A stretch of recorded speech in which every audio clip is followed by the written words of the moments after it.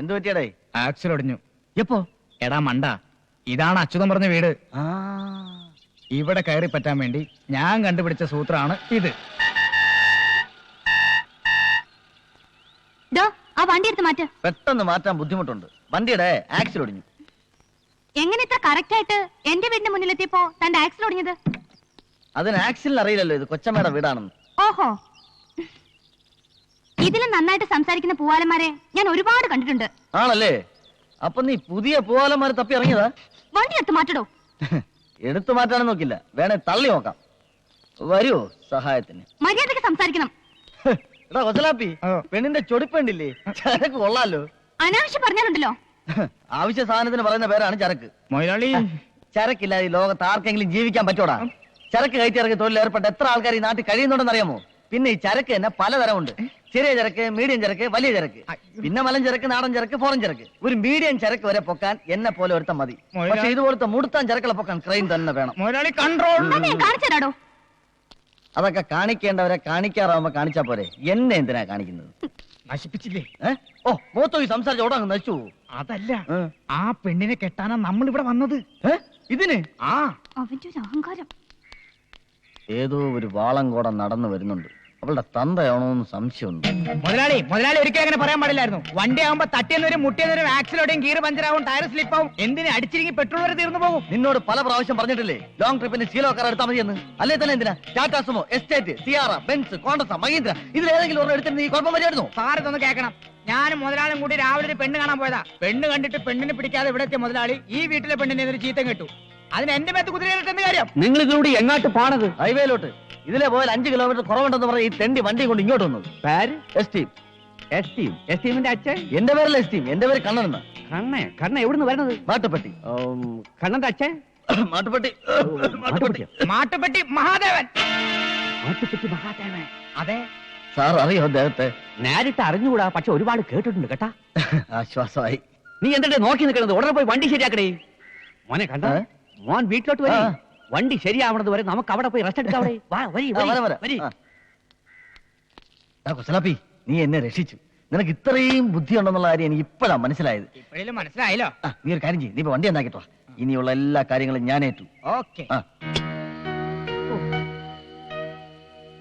നീ ഇവിടെ മുഖം വീർപ്പിച്ചിരിക്കാതെ പാട്ടൊക്കെ പിന്നെയും പാടാവില്ലേ? എന്നെ ഇൻസൾട്ട് ചെയ്തതിന് എന്തിനാ വീട്ടിൽ കയറ്റിയിരിത്തിരിക്കുന്നേ? നീ വേണ്ടാത്ത വർത്താനം പറഞ്ഞു ഉള്ളം കയ്യിലോട്ട് വന്ന മഹാലക്ഷ്മി തട്ടിക്കളയല്ലേ. എടി അവ ആരാന്നറിയാവോ? മാട്ടുപ്പെട്ടി മഹാദേവന്റെ മോൻ കണ്ണേ. നിന്നെ ലവന് ഇഷ്ടപ്പെട്ട നിന്റെ ചുക്രം തെളിഞ്ഞു. ഇവക്ക് ഇത് എങ്ങനെ പറഞ്ഞു കൊടുക്കണം? എടി ചാന്ത ഒന്ന് പറഞ്ഞു കൊടുടി. ഞാൻ വിളിക്കുമ്പോ നീ ഒന്ന് അണിഞ്ഞു വരണം കേട്ടാ. വരണം മോളെ. അച്ഛൻ പോട്ടാ. 2 ദിവസമോ? പറ്റില്ല. കാർ നന്നായി കിട്ടാൻ താമസിക്കുമെങ്കിൽ പുതിയ ഒരെണ്ണം വാങ്ങിച്ചോണ്ടോ. ഇങ്ങോട്ടൊന്നും പറയണ്ട, ഞാൻ പറയുന്ന അങ്ങോട്ട് അനുസരിച്ചോണ്ടാ മതി. എന്തിനാണ് ഇപ്പൊ പുതിയ കാർ? കാർ നന്നായി കിട്ടാൻ താമസിക്കുമെന്ന്. പാച്ച് കിട്ടാലത്രേ. അപ്പോഴത് കിട്ടിയതിന് ശേഷമേ പോകൂ. അതുവരെ ഞാൻ എവിടെ താമസിക്കും? ഇവിടെ വലിയ ഹോട്ടലൊന്നും ഇല്ലല്ലോ അപ്പി. 2 ദിവസത്തേക്ക് എന്നല്ലേ, ഇവിടെ അഡ്ജസ്റ്റ് ചെയ്തു. നിങ്ങൾക്ക് ബുദ്ധിമുട്ടാവില്ലല്ലോ. പാർവതി മോളെ, ആ കുട്ടിയോട് ചോദിക്കണം. അവിടെ കോളേജിൽ എന്തോ പരിപാടിക്ക് പാടാൻ പോയതാണ്. അത് മുടങ്ങിയതിൽ അവൾക്ക് ഭയങ്കര ദേഷ്യം. പാർവതി മോളെ. കലാകാരിയാണല്ലേ? വാ. എന്നാൽ ആ കുട്ടിയോട് എനിക്ക് മാപ്പ് പറഞ്ഞേ പറ്റൂ. ഈ കലാകാരന്മാരെയും കലാകാരികളെയും എനിക്ക് എന്ത് ഇഷ്ടമാണെന്നോ. ഞാൻ കാരണം പാടാൻ കഴിയാത്തതിൽ കുട്ടിക്ക് എന്നോട് വെറുപ്പുണ്ടോ? വെറുക്കണം. വെറുത്തില്ലെങ്കിൽ അതിശയുള്ളൂ. പെണ്ണുങ്ങളോട് അധികം ഇടപെടി ശീലമില്ലാത്തതുകൊണ്ടായിരിക്കാം എനിക്ക് കുട്ടിയോട് അങ്ങനെ പെരുമാറേണ്ടി വന്നത്. എന്റെ 16-ാമത്തെ വയസ്സിൽ ഈ തലയിൽ ഭാരം കയറ്റി തുടങ്ങിയതാ. അതെ, കോടികളുടെ ഭാരം. ഈ ബിസിനസ്, കാശ്, കണക്ക് മടുത്തു.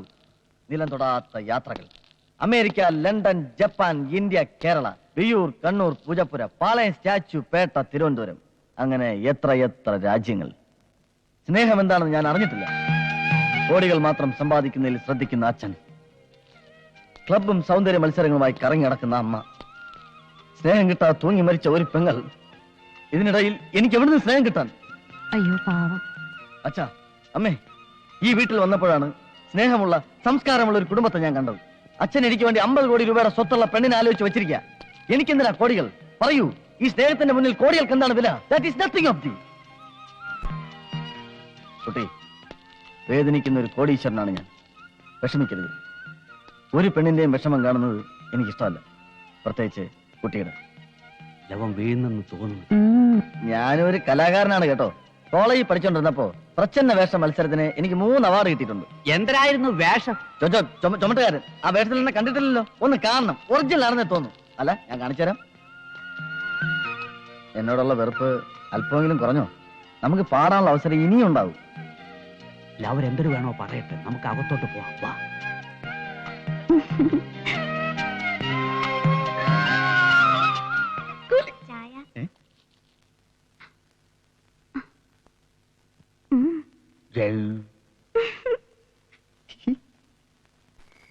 ഇതുവരെയുള്ള സംഭവങ്ങൾ ആര് കണ്ടാലും കുറ്റം പറയില്ലല്ലോ. നീ എന്ത് പറയുന്നു?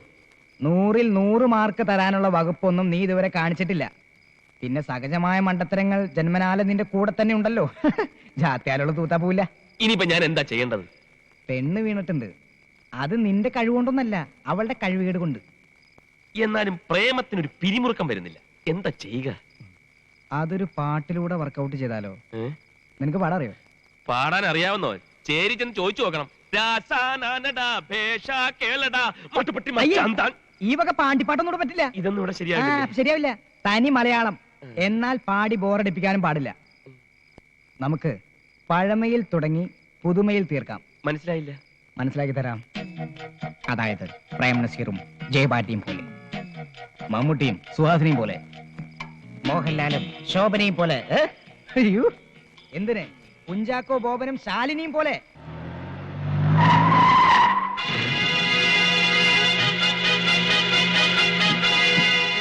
നീ എന്താ ഇവിടെ? നീയോ?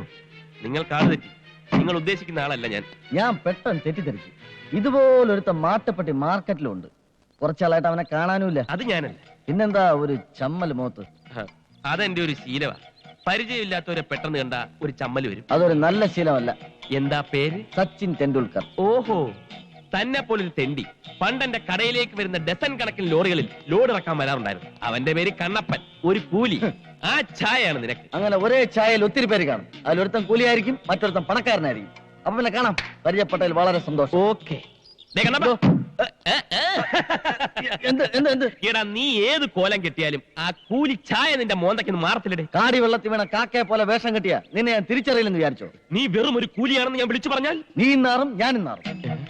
നിനക്ക് മാട്ടുപ്പെട്ടി ചന്തയിൽ പഴയ കൂലിക്കാരനായിട്ട് കഴിയണോ, അതോ ഈ വീട്ടിലെ പെണ്ണിനെയും കെട്ടി സുഖമായിട്ട് ജീവിക്കണോ? വന്നു കയറിയ മഹാലക്ഷ്മിയെ കുറ്റിച്ചൂലുകൊണ്ട് അടിച്ച് പുറത്താക്കണ്ടല്ലേ? ഒരു ഒത്തുതീർപ്പാകാം. എങ്കിലേ നമ്മൾ രണ്ടും രക്ഷപ്പെടും. ഓക്കെ? ഓഹോ, അത് ശരി. ഇപ്പോഴാണ് എനിക്ക് സംഗതികൾ പിടികിട്ടിയത്. മതിയായില്ലേ? നിങ്ങൾ പരിചയക്കാരാണല്ലേ, ഫ്രണ്ട്സ്? അതിരിക്കട്ടെ, ഈ വെള്ളം പയ്യാത് ഈ വീട്ടിൽ അതിഥിയായിട്ട് താമസിക്കുന്ന ആളാ. അയ്യോ, നിങ്ങളും എങ്ങനെ പരിചയം? വിമാനത്തിൽ വെച്ചുള്ള പരിചയം. ബിസിനസ് യാത്രകൾ. മാസത്തിൽ 28 ദിവസവും വിമാനത്തിലാണല്ലോ. ഞാരെന്തര് കണ്ണൻ, എന്തൊരു ബിസിനസ്? ഞങ്ങൾ ബിസിനസ്സുകാരത്ത് ബിസിനസ് എന്താന്ന് ചോദിക്കരുത്. 100 കൂട്ടം ബിസിനസ് അല്ലയോ?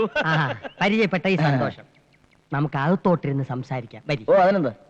ഞങ്ങളെ ഈ വീടുകൾ തമ്മിലേ ബന്ധമുള്ളൂ. പക്ഷെ വീട്ടുകാർ തമ്മിൽ നല്ല ശത്രുതയല്ല. ലാവന്റെ കുറെ കാര്യങ്ങളെ ഞാൻ പറഞ്ഞുതരാം. എടേ കണ്ണാ, മോനെ നീ എങ്ങോട്ട് പോണത്? അവിടെ മാന്യന്മാർക്ക് കേറാൻ പറ്റിയ വീടല്ലടേ.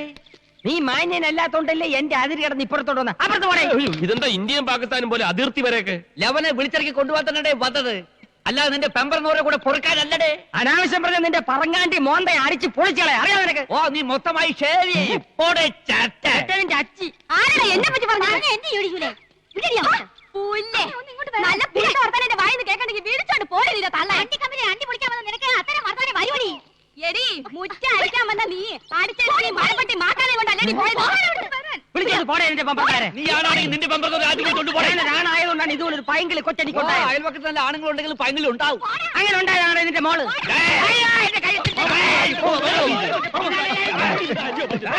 ഇത്തരം നേറിയ ചെറ്റ വർത്താനം ചന്ത പോലും ഞാൻ കേട്ടിട്ടില്ല. ഇതിനേക്ക് അപേക്ഷിച്ച് കൂലീസ് എന്ത് ഡീസന്റ് ഇല്ലടേ? പിന്നല്ലാതെ എവിടുന്ന് കിട്ടിയടേ യവനെ? ഊരും പേരും അറിയാത്ത യവനെ മോളുടെ കൂടെ പൊറുപ്പിച്ചില്ലേ? ആര് പറഞ്ഞാ അവന് ഊരും പേരും ഇല്ലെന്ന്? നിനക്കൊന്ന് സ്വപ്നത്തിൽ പോലും ചിന്തിക്കാൻ പറ്റാത്ത കോടീശ്വരനാണ് ഇവൻ. അറിയാം? അതിനേക്കാൾ വലിയ കോടീശ്വരനാണ് യവൻ. പറ്റവന്. നീ പോടാ മറച്ചവനെ. ഇവൻ ആരാണെന്ന് എനിക്കറിയാം. ഇവനാണ് മാറ്റി.